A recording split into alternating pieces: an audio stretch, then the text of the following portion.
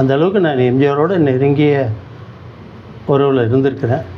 சத்யா ஸ்டுடியோவில் ஒரு பொதுக்குழு நடக்கும் பொழுது எங்ககிட்ட பேசும் பொழுது சொன்னார், திமுககாரனுங்க, தீய சக்தி திமுககாரங்களை உங்களை தாக்க வருவாங்க, அந்த நேரத்தில் நீங்கள் தைரியமாக நிற்கணும்.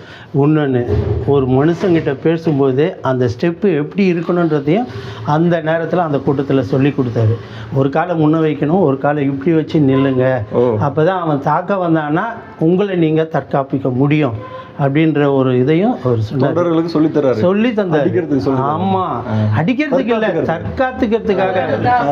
திமுககாரன் அடிக்க வந்தாலும் அதை எப்படி முடக்கணுன்றது சொல்லி தந்தார். அதே மாதிரி ஒரு துண்டு போட்டு இருந்தா அவனை நீங்கள் தாக்க வேணாம், அவன் தாக்காமல் தடுக்கலாம், அவன் கை முறுக்கி கீழே தள்ளலாம், உங்களை காப்பாற்றிக்கலாம், அந்த மாதிரியான அறிவுரை எல்லாம் சொல்லியிருக்காரு. அது மட்டும் இல்லை, வாத்தியாருக்கு உண்டான அத்தனை அம்சமும் இதய தெய்வம் புரட்சி தலைவருக்கு உண்டு.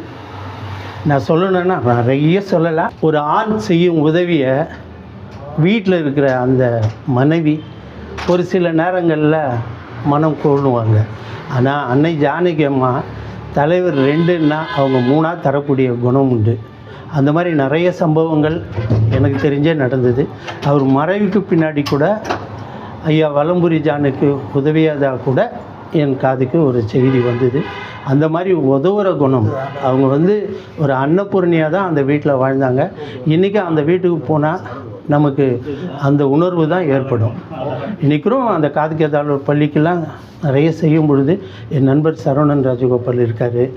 அவரும் ஒவ்வொரு திருமண நாள், பிறந்த நாளில் அந்த தோட்டத்தில் இருக்கிற அந்த குழந்தைங்களுக்கு உணவு அளிக்கிறாங்க. அதே மாதிரி என்னுடைய நண்பர்களும் நிறைய பேர் அப்படி உதவி செய்கிறாங்க. அது என்னுடைய பங்கும் அதில் இருக்குது. நன்றி. அதை தப்பிக்கிறத பற்றி ஒன்று சொல்லிட்டேன். அப்போ அவர் எம்ஜிஆர் ஒன்று சொன்னார், அதை மறந்துட்டேன்.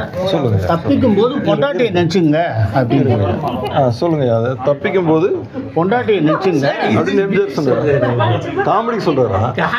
என்னுடைய பேர் சிவாஜி பாபு. நான் மேடாவக்கம் பக்கத்தில் இருக்கிற ஜல்லடம்பேட்டையிலேருந்து வரேன். ஒவ்வொரு நிகழ்ச்சியிலையும் நான் தலைவரை பற்றி பேசியிருக்கேன். தலைவரோட 2-3 தடவை நெருங்கி பேசுகிற சந்தர்ப்பமும் கிடைச்சிது.